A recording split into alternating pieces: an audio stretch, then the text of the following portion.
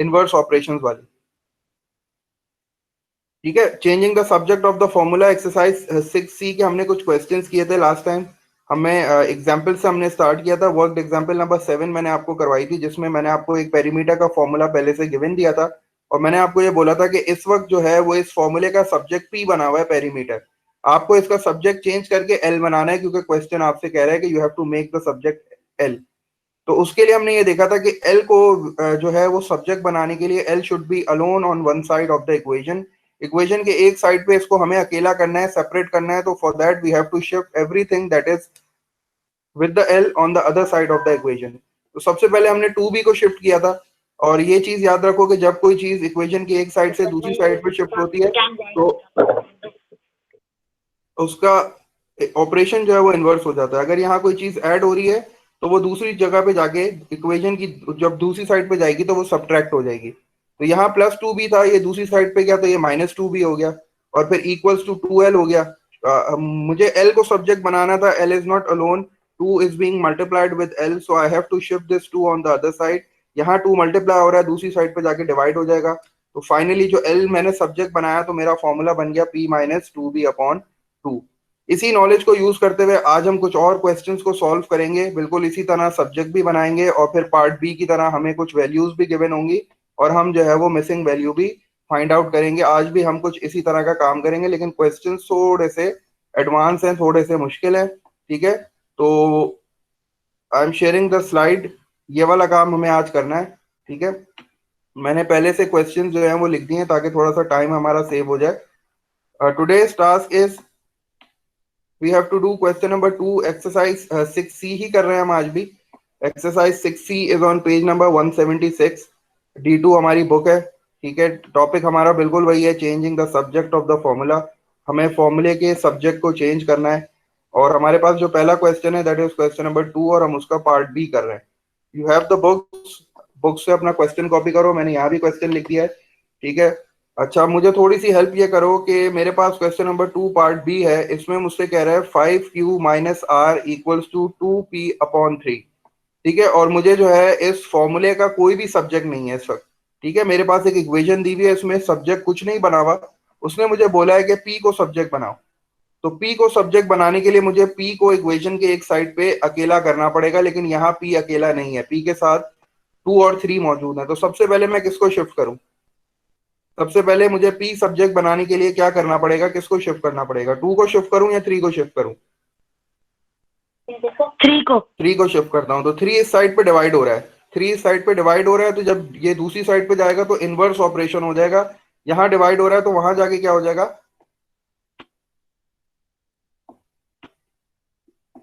वहां जाके मल्टीप्लाई हो जाएगा। तो मुझे ब्रैकेट यूज करना पड़ेगा क्योंकि वहां 2 टर्म थी।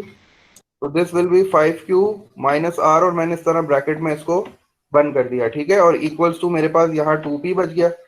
अब मुझे अपना वेरिएबल जिसको मुझे सब्जेक्ट बनाना होता है, I like it on the left side, मुझे वो लेफ्ट साइड पे अच्छा लगता है, तो मैं पूरी इक्वेशन को रिवर्स कर देता हूँ। ठीक है, तो मैं 2P को पहले लिख देता हूँ, और फिर ये जो दूसरी चीज है मैं इसको दूसरी साइड पे शिफ्ट कर देता हूँ, ये हो जाएगा 3, और that is 5Q minus are. जब आप पूरी पूरी इक्वेशंस को शिफ्ट करते हो ना, तब आपको साइन चेंज करने की जरूरत नहीं है, क्योंकि मैंने लेफ्ट साइड को राइट साइड पे लिख दिया, राइट साइड को लेफ्ट साइड पे लिख दिया, तो इट डजेंट मैटर। ठीक है, और अब मुझे P को सब्जेक्ट बनाना है, तो P के साथ 2 यहाँ मल्टीप्लाई हो रहा है, तो दूसरी साइड पे जाके डिवाइड हो जाएगा। तो मेरे पास जो फाइनल आंसर आ जाएगा वो आ जाएगा 3। वो आ जाएगा 3 ब्रैकेट 5Q माइनस R/2। जबरदस्त। 3 bracket 5Q minus R and then whole divided by 2. This is the formula, required formula of P, क्योंकि हमें P को सब्जेक्ट बनाना था। तो हमारे पास जो है वो ये फाइनल आंसर आ गया। पार्ट डी ट्राई करो तुम लोग।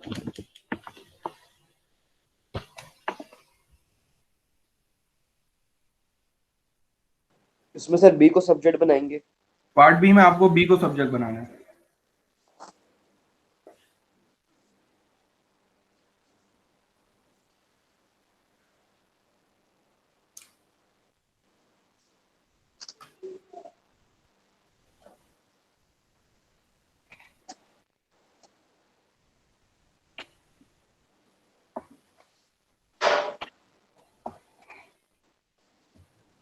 पार्ट बी में हमें बी को सब्जेक्ट बनाना है, तो we have to shift everything one by one. पहले हम लोग ए कॉमन लेंगे सर मेरे ख्याल से। नहीं, देखो हमें बी को सब्जेक्ट बनाना है ना, तो बी के साथ सबसे पहले बहुत सारी चीजें हैं। तो सबसे पहले हम इसको शिफ्ट करते हैं 2 को, ठीक है, क्योंकि हम ए को नहीं शिफ्ट कर सकते, ए इज इनसाइड द ब्रैकेट और एच से थोड़ा सा दूर हो गया, तो पहले मैं 2 को शिफ्ट करता हूँ। 2 यहाँ डिवाइड हो रहा है, वहां जाके क्या हो जाएगा, 2 यहाँ डिवाइड हो रहा है, उधर जाके मल्टीप्लाई। multiply हो गया, ठीक है। मैं स्टेप वाइज करता हूँ बारी बारी। तो मेरे पास अब यहाँ क्या बच जाएगा, 1 से इसको मल्टीप्लाई करूंगा तो ये तो एज इट इज रहेगा, तो मैंने इसको a प्लस बी लिख दिया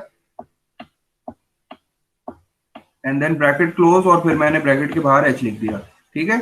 अब मैं a को नहीं शिफ्ट कर सकता क्योंकि a तो इनसाइड द ब्रैकेट है ना, मैं h को शिफ्ट कर सकता हूँ। h यहाँ मल्टीप्लाई हो रहा है, उधर जाके क्या हो जाएगा,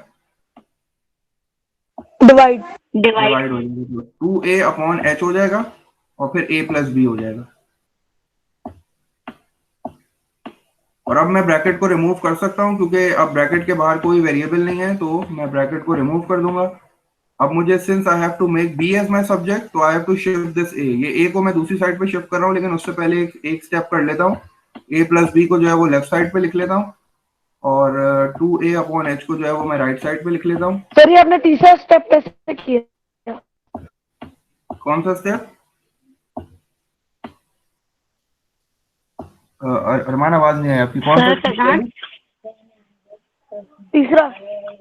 ये तीसरा स्टेप, ये फर्स्ट स्टेप, मैंने फर्स्ट स्टेप में सिर्फ इस 2 को जो यहाँ डिवाइड हो रहा है उसको वहां भेज के मल्टीप्लाई कर दिया, ठीक है। ये 2 यहाँ डिवाइड हो रहा है और मैंने एक मिनट बिस्मा, एक मिनट, ये 2 यहाँ डिवाइड हो रहा था, इसको मैंने शिफ्ट किया a के साथ, तो ये 2a मल्टीप्लाई हो गया, ठीक है। और बाकी जो सारी चीजें थी वो मैंने एज इट इज लिख दी, a प्लस बी ब्रैकेट में लिखा और h को बाहर लिख दिया। अब मुझे b को सब्जेक्ट बनाना है, तो मेरे साथ a भी है और h भी है। तो a तो ब्रैकेट के अंदर है, तो पहले मैं h को रिमूव करता हूँ। h यहाँ मल्टीप्लाई हो रहा है पूरे ब्रैकेट के साथ, जब मैं इक्वेशन के दूसरी साइड पे शिफ्ट करूंगा तो ये डिवाइड हो जाएगा, ठीक है। अब डिवाइड करने के बाद मैंने 2a अपॉन h लिखा equals to a plus B. Third step में हमेशा मैं क्या करता हूँ, जो मुझे सब्जेक्ट बनाना होता है ना, मैं उसको लेफ्ट साइड पे रखता हूँ। तो मैं इसको इस साइड पे ले आया, इसको इस साइड पे ले आया, मैंने पूरी दोनों इक्वेशंस की साइड को रिवर्स कर दिया। तो इससे साइन नहीं चेंज होता, ठीक है, क्योंकि मैंने दोनों साइड्स को रिवर्स किया, तो इसलिए साइन चेंज नहीं हुआ। अब मुझे ए को हटाना है, तो मैं ए यहाँ ऐड हो रहा है उसको दूसरी साइड पे भेज दूंगा, वो वहां जाके सब्ट्रैक्ट हो जाएगा और मुझे मेरा फाइनल आंसर मिल जाएगा। सर फाइनल आंसर यही होगा जो आप लिख रहे हैं, डिवाइड करके वही आ जाएगा। डिवाइड करके नहीं, सब्ट्रैक्ट करके। यहाँ ए ऐड हो रहा है ना, इसको जब मैं दूसरी साइड पे भेजूंगा तो ये क्या हो जाएगा, ये सब्ट्रैक्ट हो जाएगा। माइनस। तो ये मेरा फाइनल आंसर आ गया। जी बिस्मा, कुछ पूछ रही थी आप? सर ये आपने बी क्यों लिखा? कि अच्छा बी इसकी जैसे। क्योंकि मुझे बी को सब्जेक्ट बनाना है ना, जिसको आपको सब्जेक्ट बनाना पड़ता है वो इक्वेशन की एक साइड पे होना चाहिए, उसके साथ कोई और चीज नहीं होनी चाहिए, ठीक है। तो जिसको सब्जेक्ट बनाना है that should be alone on one side of the equation. तो मैंने बी को इक्वेशन की एक साइड पे अलोन कर दिया है, तो मुझे बी सब्जेक्ट मिल गया।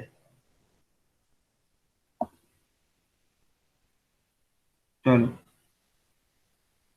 तो दिस इज क्वेश्चन नंबर 2। ये क्वेश्चन नंबर 2 का पार्ट बी और डी था, जिसमें आपको जो है वो सब्जेक्ट बनाना था फॉर्मूले का। इस पार्ट डी में ओरिजिनल ए सब्जेक्ट बना हुआ है फॉर्मूले का।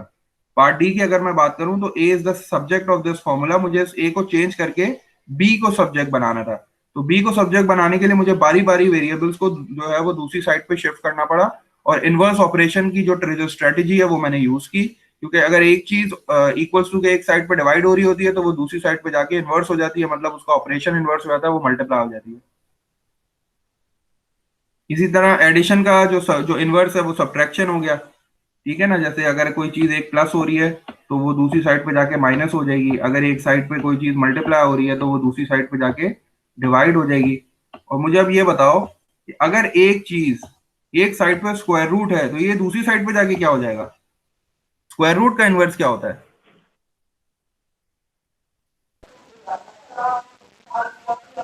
सर फैजान। जी बिस्मा, पूछिए। स्क्वायर बिस्मा, स्क्वायर रूट का स्क्वायर रूट।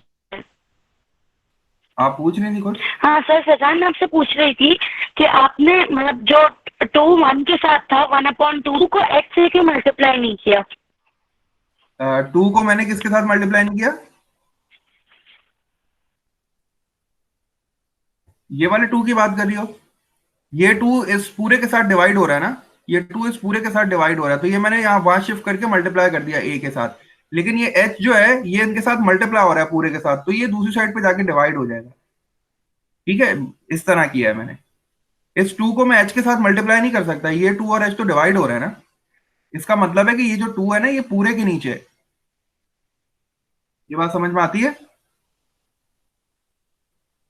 अब क्वेश्चन नंबर 3 का पार्ट बी मुझे बताओ किस तरह करूं। Question number part 3 part B में जो है वो मुझे सब्जेक्ट बनाना है डी को। ठीक है, मुझे डी को सब्जेक्ट बनाना है, तो मैंने यहाँ स्क्वायर ब्रैकेट में डी लिख दिया।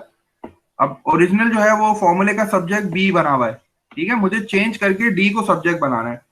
तो डी को सब्जेक्ट बनाने के लिए मुझे जो है D should be alone on one side of the equation. तो अब मुझे बताओ कि मैं क्या करूं, इस स्क्वायर रूट को कैसे रिमूव करूं, क्योंकि जब तक ये स्क्वायर रूट रिमूव नहीं होगा मैं जो है वो अपने वेरिएबल्स को शिफ्ट नहीं कर सकता। स्क्वायर रूट को कैसे रिमूव करूं?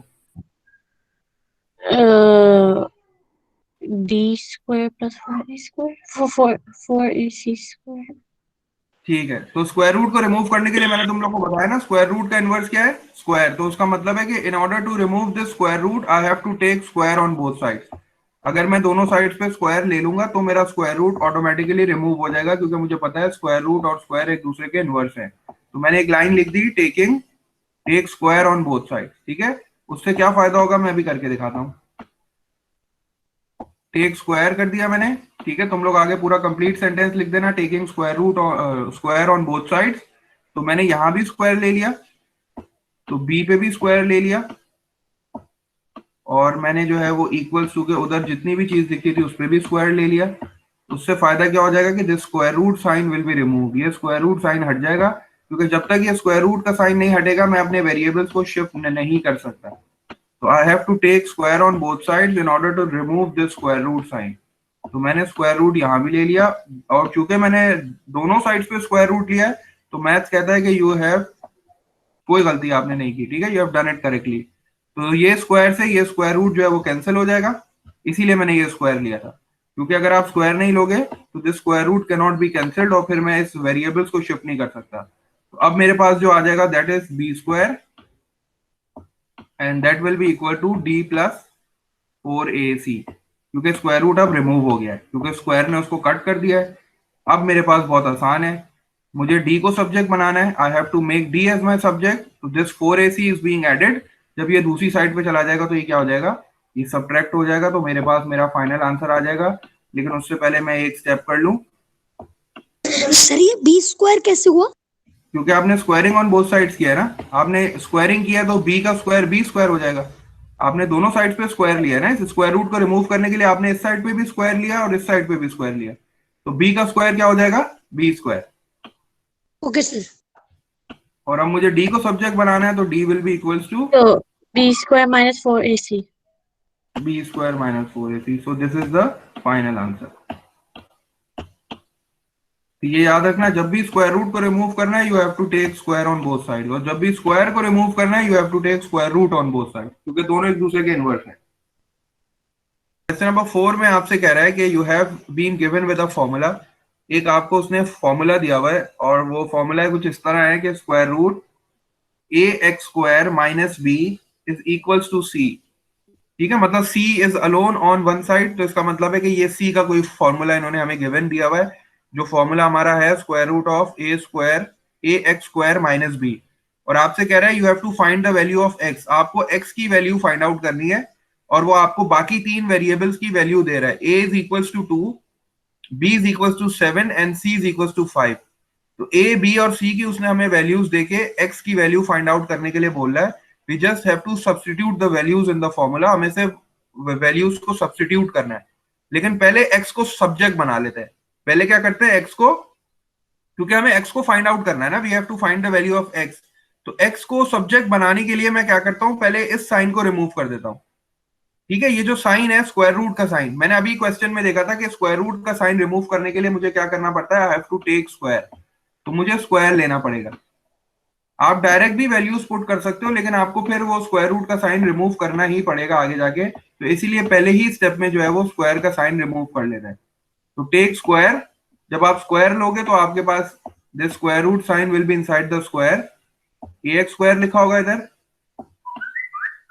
यहाँ माइनस बी लिखा हुआ होगा, और फिर आप ब्रैकेट को क्लोज करोगे क्योंकि आपको स्क्वायर लेना है बोथ साइड पे, तो आपने यहाँ भी स्क्वायर लिया और फिर आपको दूसरी साइड पे भी स्क्वायर लेना पड़ेगा, तो you will take square on the other side as well. आपने यहाँ भी स्क्वायर ले लिया। इस स्क्वायर से this square root sign cancelled, ये कैंसिल हो गया। अब आपके पास क्या बन गया formula, A X square minus B equals to C square. अब वैल्यूज पुट कर दो, ठीक है। अब वैल्यूज पुट कर देते हैं जल्दी से। ए की जगह पे क्या पुट करेंगे, ए की जगह पे 2 पुट करते हैं, and this is x square, क्योंकि एक्स स्क्वायर की वैल्यू तो मुझे फाइंड आउट करनी है, तो मैंने एक्स स्क्वायर लिख दिया। माइनस बी की वैल्यू क्या है मेरे पास 7, तो मैंने 7 पुट कर दिया बी की जगह पे, and then equals to what is the value of C, C की वैल्यू है 5, तो मैंने 5 लिखा, और सिंस स्क्वायर है तो मैंने ब्रैकेट यूज करके 5 का स्क्वायर लिख दिया। अगेन अब क्या करूंगा, दिस 2x स्क्वायर, ये तो चेंज नहीं होगा बिल्कुल, इसमें तो मैं कुछ नहीं कर सकता, ये एज इट इज आएगा। This will B -7 and 5 square मतलब 5 मल्टीप्लाई बाय 5, तो 5 मल्टीप्लाई बाय 5 विल बी 25, ठीक है। 5 मल्टीप्लाई बाय 5 विल बी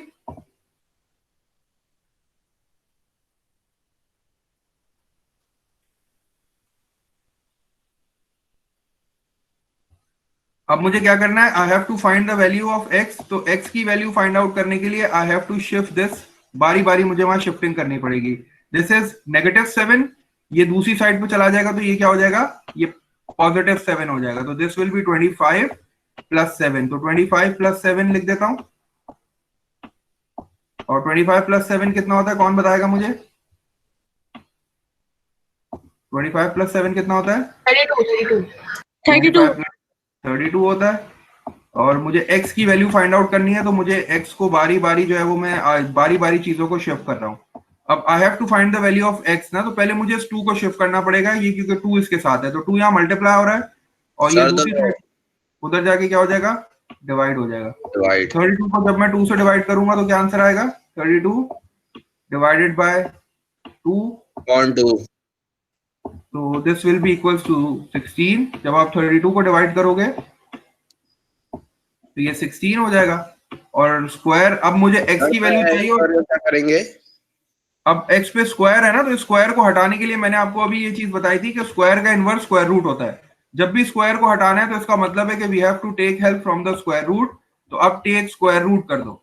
अब क्या कर दो, अब take square root on both sides कर दो, ताकि आपको x की वैल्यू मिल जाए। तो मैंने वहां टेक स्क्वायर लिखा था, अब मैं यहाँ लिखूंगा टेक स्क्वायर रूट, ठीक है। थोड़ा सा जो है इसमें ज्यादा वर्किंग हो गई, तो ये काम तुम लोग को करना है, क्योंकि ये इनवर्स ऑपरेशन है। तो स्क्वायर का इनवर्स स्क्वायर रूट होता है, और स्क्वायर रूट का इनवर्स स्क्वायर होता है। जब भी आपको स्क्वायर को रिमूव करना है, you have to take square root on both side, तो जब भी स्क्वायर रूट को रिमूव करना है तो आपको स्क्वायर ऑन बोथ साइड लेना पड़ेगा, ठीक है। तो मैं स्क्वायर रूट ले लेता हूं दोनों साइडों पे। तो इस स्क्वायर रूट का फायदा क्या होगा कि ये जो स्क्वायर है that will be cancelled out with the square root, ये कैंसिल हो जाएगा, और यहाँ x आ जाएगा। और जब आप कैलकुलेटर से 16 का स्क्वायर रूट निकालोगे तो आपके पास आंसर 4 आएगा, लेकिन आप उसको +-4 लिखोगे, क्योंकि आपको पता है कि जब मैं -4 क्योंकि -4 मल्टीप्लाई बाय -4 भी 16 होता है। और अब से तुम लोग यही काम करोगे, जब भी स्क्वायर रूट से किसी नंबर को बाहर निकालोगे you will add a plus minus sign, क्योंकि -4 मल्टीप्लाई बाय -4 भी 16 ही होता है, और 4 मल्टीप्लाई बाय 4 भी 16 ही होता है। इसीलिए जब भी आप स्क्वायर रूट से, आप आइंदा क्लास 8 से ऑनवर्ड 9 में 10 में 11 में और ए लेवल्स में जब आप करोगे, तो जब भी आप स्क्वायर रूट से किसी नंबर को बाहर निकालोगे इस तरह, you will find the square root of some number, you will write a positive and a negative sign, ठीक है। अब ये याद रखना, ऐसा क्यों होता है, क्योंकि आपको पता है कि 2 नेगेटिव नंबर्स का आंसर भी पॉजिटिव आता है, और 2 पॉजिटिव नंबर्स को जब मैं मल्टीप्लाई करूंगा तब भी आंसर पॉजिटिव आएगा। तो कॉपी करो, फिर आसान हो रही है, थोड़ा वेट करते हैं, उसके बाद फिर नेक्स्ट क्वेश्चन ट्राई करो। And we have a is equals to square root of 3b plus c divided by b minus c, ठीक है। This is the formula which is given in the question. a इसका subject बना हुआ है पहले से, and we have to find the value of a। 2 parts हैं इसके, पार्ट a और पार्ट b। पार्ट a में we have to find the value of a, हमें a की वैल्यू फाइंड आउट करनी है, and we have been given with the value of b and c। तो b की जगह पे 7 और c की जगह पे 2 को हमें सब्स्टिट्यूट करना है। इसको इस पे फॉर्मूले पे कोई वर्किंग नहीं करनी क्योंकि ऑटोमेटिकली इसमें ऑलरेडी ए का फॉर्मूला उसने हमें गिवन है। तो we will write a equals to and then will square root sign, we will write 3 bracket में b की वैल्यू लिखेंगे, b is 7, so we will use a bracket, b is equals to 7 plus c with a plus sign, the value of c is 2, whole divided by b minus c, b is 7 and a negative sign and c is 2. Again I will use the same square root sign. 3 times कितना होता है, 3 multiplied by 7 कितना हो जाएगा,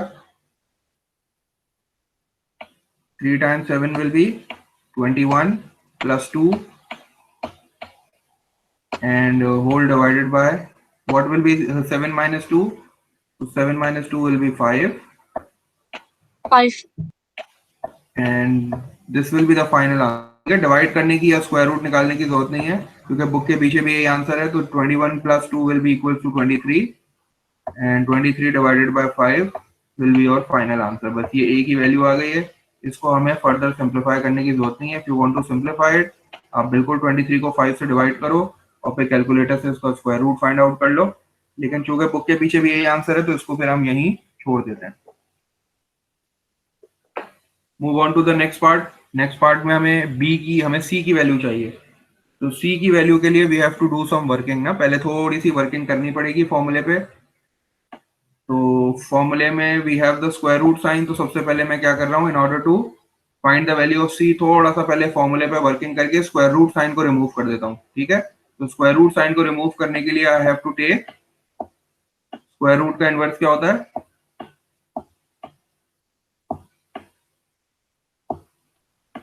मुझे square लेना पड़ेगा। ठीक है, तो take square on both sides, तो मुझे स्क्वायर लेना पड़ेगा क्योंकि स्क्वायर रूट का इनवर्स जो है वो स्क्वायर है, तो I have to take square.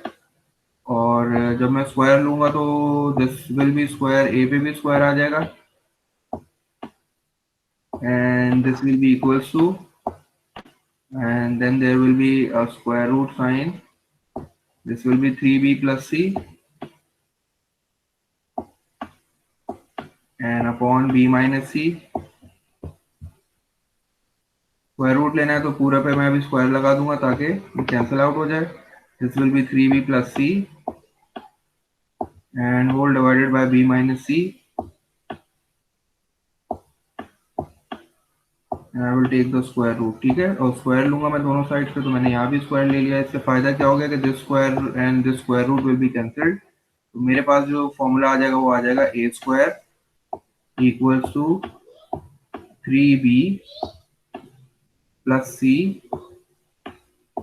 Whole divided by b minus C. ठीक है, अब मैं वैल्यूज डालना शुरू करता हूँ और फिर मैं इनको सॉल्व करूंगा। थोड़ी सी इसमें वर्किंग है लेकिन आसान है, इतनी मुश्किल नहीं है। तो b माइनस सी हो गई, अब मैं वैल्यूज डालना शुरू कर देता हूँ, या एक काम मैं और कर सकता हूँ, इस b माइनस सी को शिफ्ट कर देता हूँ यहाँ और इसको ए स्क्वायर के साथ मल्टीप्लाई कर देता हूँ, उसके बाद मैं वैल्यूज डालना स्टार्ट कर दूंगा। This will be A square b minus C and then bracket close equals to 3b plus C. ये थोड़ी सी मुझे फॉर्मूले पे वर्किंग करनी पड़ी, ठीक है, क्योंकि I have to remove the square root sign. जब तक ये स्क्वायर रूट साइन रिमूव नहीं होगा तो मैं अपनी वर्किंग को आगे फॉरवर्ड नहीं ले जा सकता। Now I will put the values. A की जगह पे मेरे पास 4 है तो I will just write 4 square, क्योंकि ए की जगह पे 4 है तो 4 स्क्वायर हो गया। And inside the bracket b की वैल्यू मेरे पास 9 है और c की वैल्यू मुझे फाइंड आउट करनी है, तो this will be 9 minus c and bracket close then equals to I will write 3, फिर ब्रैकेट में b की वैल्यू 9 है तो मैंने ब्रैकेट में b की वैल्यू 9 लिख दी एंड देन प्लस c। ठीक है, अब थोड़ा थोड़ा वर्किंग होती हुई नजर आ रही है। This is 4 square, 4 multiply by 4 is 4 multiply by 4 कितना हो गया, 16 हो गया, तो मैंने यहाँ 16 लिख दिया एंड इनसाइड द ब्रैकेट वही 9 माइनस सी आ जाएगा और फिर मैंने equals to 3 times 9, 9 multiply by 3 will be 27, 9 9 27 and then this will be plus C. अब मुझे c की वैल्यू चाहिए और c जो है वो दो जगह पे है। ठीक है, सी मेरे पास दो प्लेसेस पे, तो मैंने अभी भी कुछ नहीं करना है, जल्दी से 16 को मल्टीप्लाई करना है 9 से। 16 मल्टीप्लाई बाय 9 कितना हो जाएगा?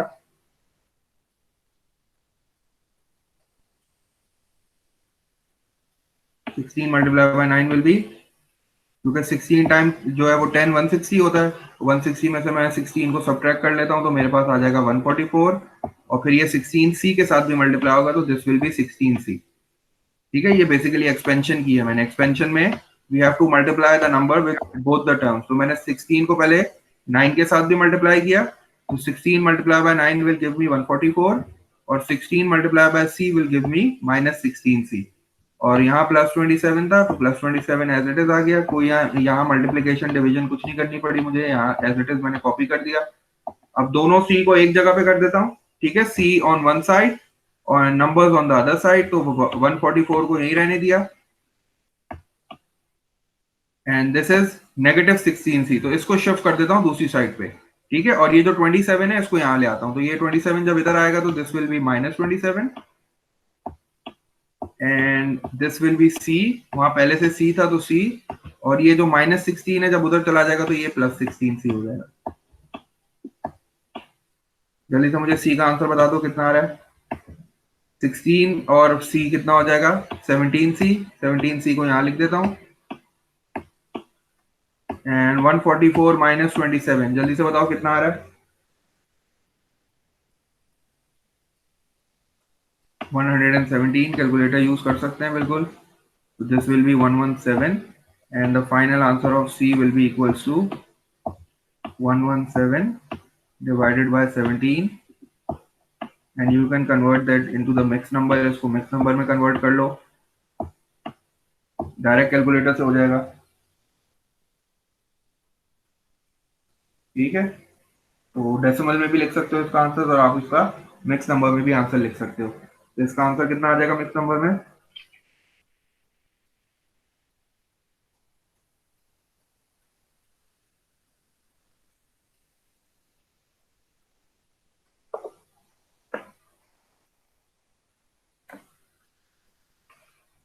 If you want to write your answer in decimal, तो डेसिमल में भी इसका आंसर आ जाएगा बिल्कुल। वरना अगर इसका आंसर जो है वो बुक वाला लिखना चाह रहे हो, you can get the answer.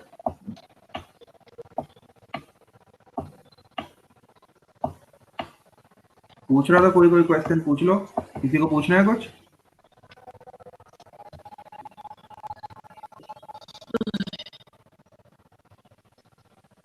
जी फारूक पूछिए।